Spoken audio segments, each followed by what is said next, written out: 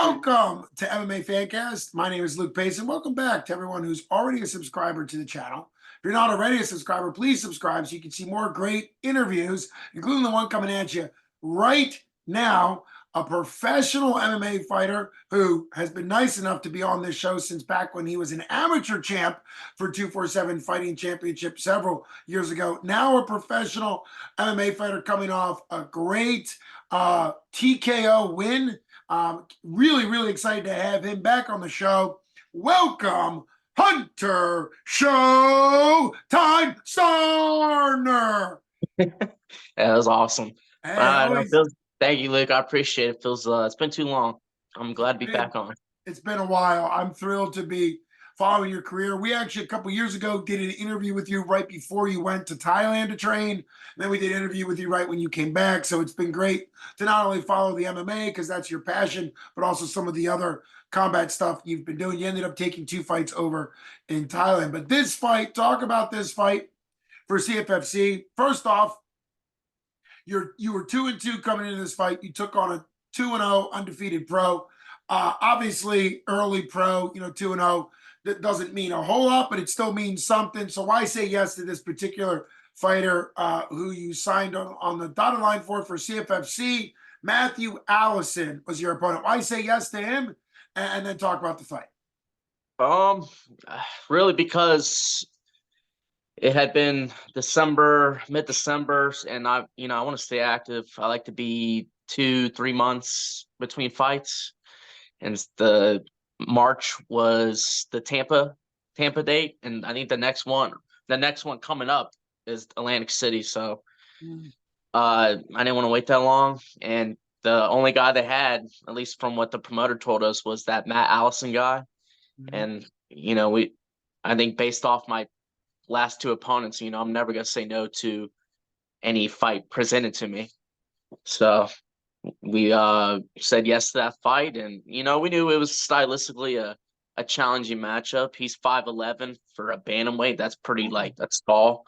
And he's he wasn't super skinny. He filled out pretty well at weigh-ins and at fight day.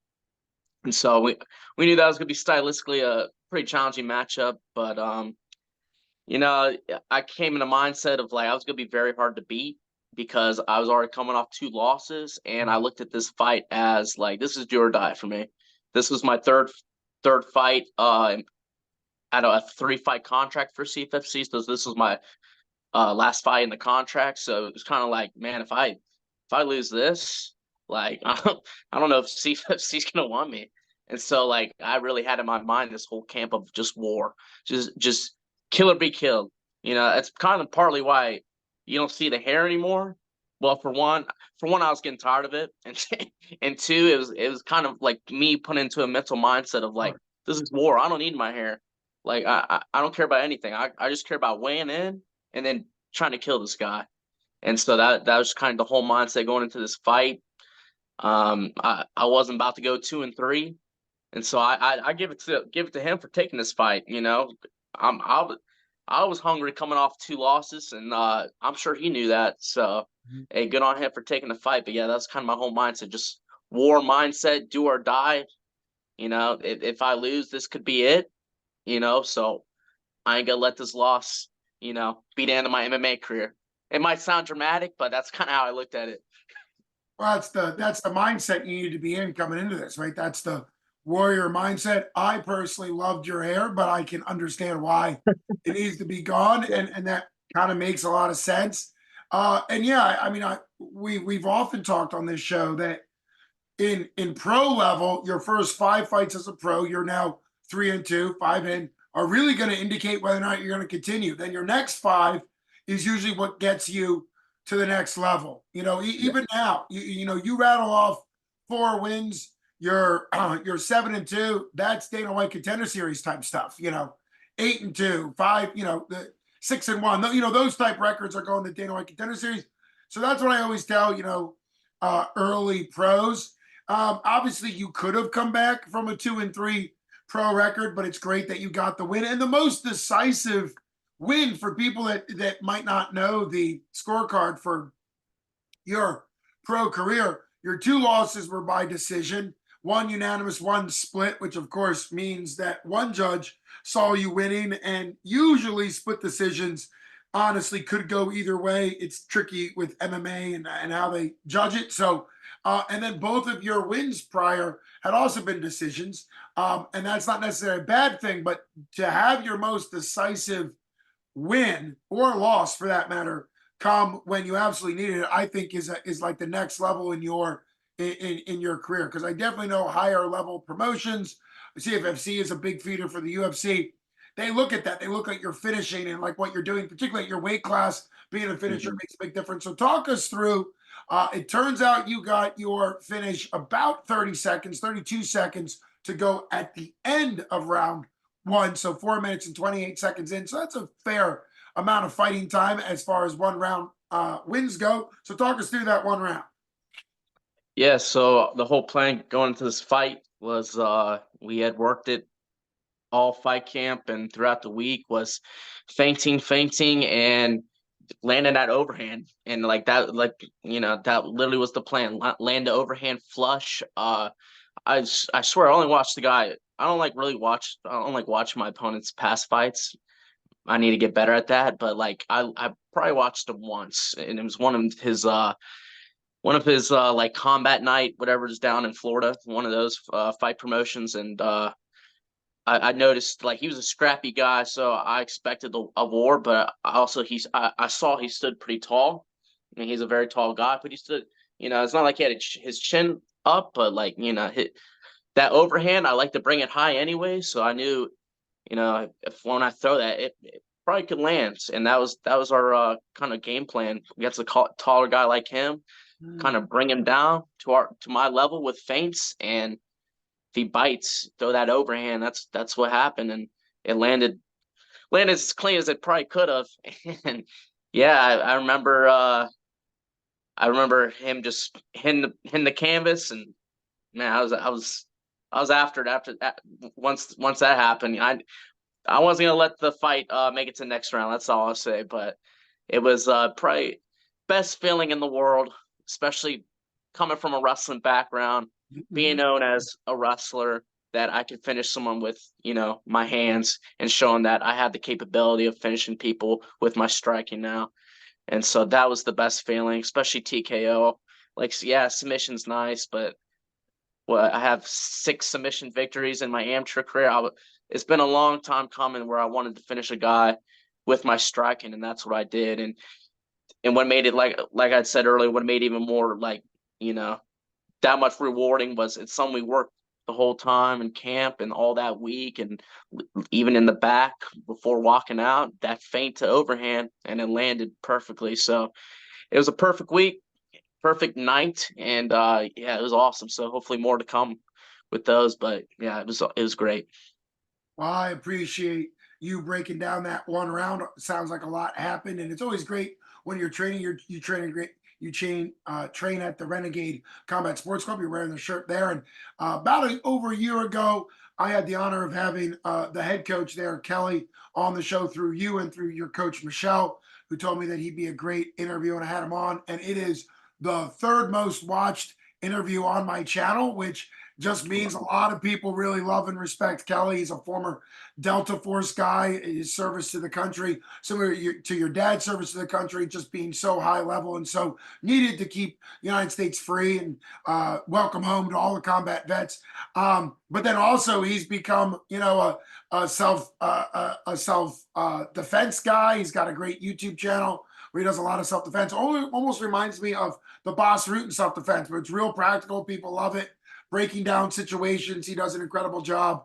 Poor Bob. Bob gets beaten up in all the self defense videos, Yeah. but people should really go watch that. But it's been fun following you. Talk a little bit about going on the road. You had to go down to Florida for this. That was part about you staying busy. Hopefully, you're able to turn around and be healthy and fight in Atlantic City, which for you would be much closer since you're a Mhm. Virginia guy. But talk about that. Taking Michelle and Kelly going on a plane, flying down there. How was that whole situation for you? I know you had flown over to Thailand to train and fight, but what was it like going on the road like that? Yeah, so our last 2 fights were in Atlantic City. That's close enough to drive. And actually, we fought in Tampa my second pro fight against can't even think of his name, the Japanese guy, but Oh, Harada. no, And no, so we fought down there. We actually, Noki Harata. Yeah. yep, I'm sorry. yep. So we fought against Harada, and we drove down there, and I remember it was 12-hour drive, so we weren't gonna do that again. And so we decided to fly, and man, it was barely an hour and a half. I basically closed my eyes and we were already landing, Yeah. so that's always nice. But yeah, that's how, I'm gonna get myself out there and get these, not only these good matchups, but promote myself in a way, is travel for these fights. There's really nothing in Virginia. I mean, yeah, we have Cagezilla and Rocket Combat Sports here, but that's leaning heavy on like promoting amateurs coming up, and that's kind of like the local pro scene. And so, being in the CFFC and being able to travel, like, being travel Atlantic City at the Hard Rock, love staying there, and then going to Tampa with the weather. Like, we love traveling. At least I do. I love traveling for these fights. It's a process. I look at it as a fun process. It's part of the fight process, part of all the traditions we do. Every time we weigh in, and we always find like our Italian restaurant. So whatever's local, we find a good Italian restaurant in that place. So we have our place in Tampa, we have our place in Atlantic City. So I love the fight process, and I love traveling for all these fights. It's fun. Well, that's great. Particularly the Italian restaurant stuff is always good. A quick little tie-in how MMA all connects, particularly doing this show for a few years now. You mentioned Rocket Combat Sports being a local Virginia promoter. I just got to watch Chris Rocket Rollins, who's the promoter for that, get a big Yeah. win down in Morgantown, West Virginia, where he was the road guy. He came in to fight Ethan Hayes, the local guy, got a big main event win, and he was on the show both before and after. So shout out to him, and I hope to follow some more of the fighters that they're bringing up, through Rocket. But makes sense, you're at a pro level where you need a promotion that's kind of more at the ability and the desire, and kind of where the maturity.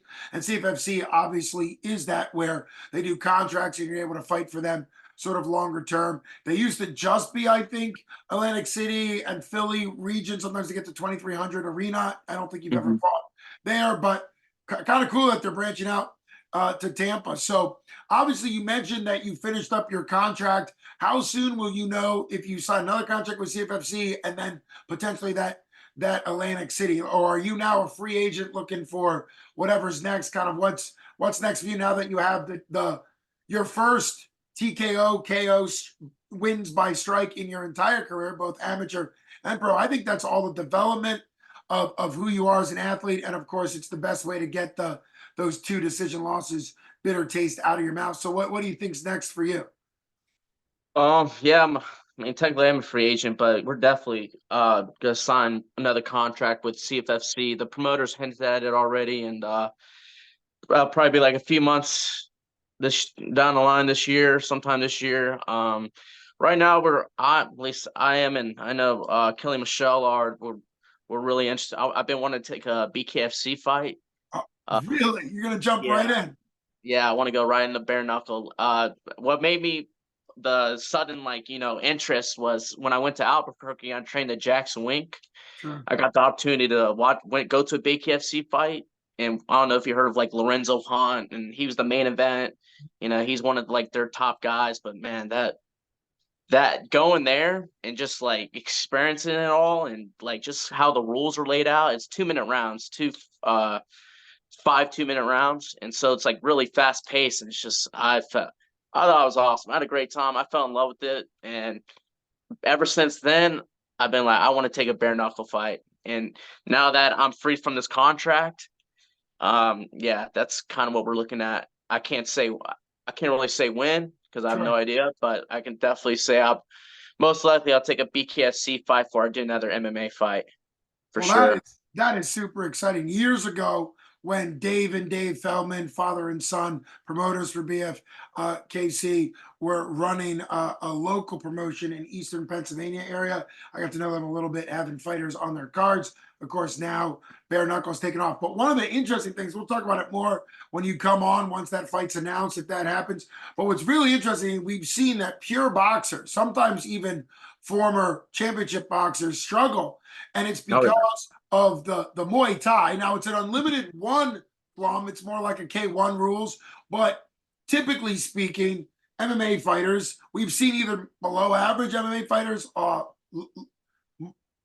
Lobov, you know, the Oh guy. yeah. I've heard. Yeah. Yeah. Uh-huh. He was talking a lot. I forget that Martin Lobov or whatever. He was a UFC guy, kind of an average UFC guy, went over to BKFC, and because of the ability to hold on and make it much more of a scrap, a Muay Thai scrap without the kicks, of course, or for an MMA fighter like yourself, of course, you have Muay Thai background. It's kind of that like you don't take breaks. It's that unlimited pace that you can hold on to them. You can shove them apart. You can grab them. You know, and I think for a lot of pure boxers, they are conditioned to rest when they're in a temporary clinch because then they get broken up. I'm pumped. You would be the first ever, bare knuckle fighting championship guy on the show. So I'd be thrilled Yeah. to have you on the Yeah. show if that comes together. Yeah. Um, Yeah, I hope it does for sure.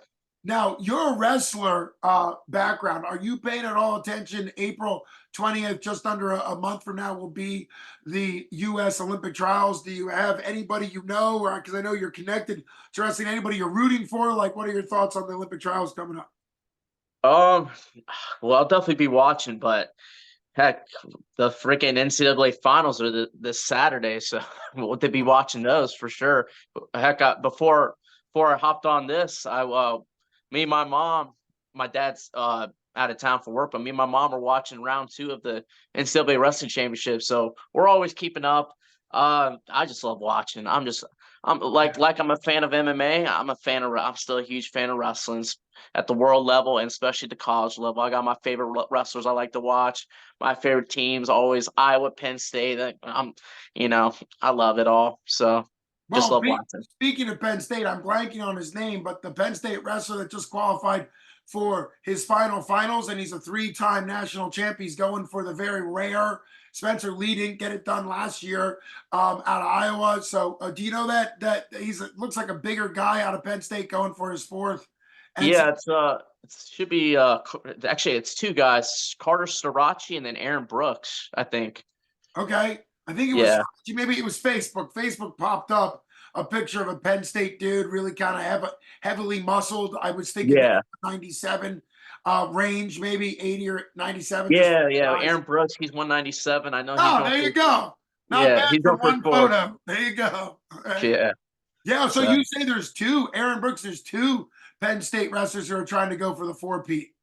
yeah, That Carter Starachi, he's 174. And so uh, I know he's going for his 4th as well. I got So to pay attention to them. I was just telling a buddy of mine literally yesterday about Chael Sonerson, the greatest. I mean, his record being undefeated at college, not only getting the 4, but being completely undefeated. There have been guys that have gotten the 4, but not the undefeated status. And then to be like, well, I'm done collegiate. Let's just go win an Olympic gold. And then, not to mention now at Penn State, I think last year he's setting records as far as like the number of not only individual champs, but Penn State, for people that don't know, that don't follow collegiate wrestling, they're winning multiple team wins, which is now at this point, I think they've won 8 or 9 team wins out of the 11 years he's been there or something. It's crazy. So yeah, it's insane. I guess you're rooting for both Iowa and Penn State. So go Iowa, go Penn Oh State yeah. next weekend. Wow. Yeah. No, it's fun to be surrounded by it. I'm glad you get the opportunity to root on. And sooner or later, a lot of those studs from wrestling, yourself included, could potentially transition into MMA. So at some point, DC Cormier was a very known guy before he came over to MMA, before he became a 2-division champ for the UFC. So all types of connections there. And of course, the Olympics this summer is sort of the height of wrestling as well, world's wrestling, because of the Olympic wrestling. So super exciting stuff. Can't wait to have you back on whatever your next fight is, whether Definitely. it's BFKC or MMA.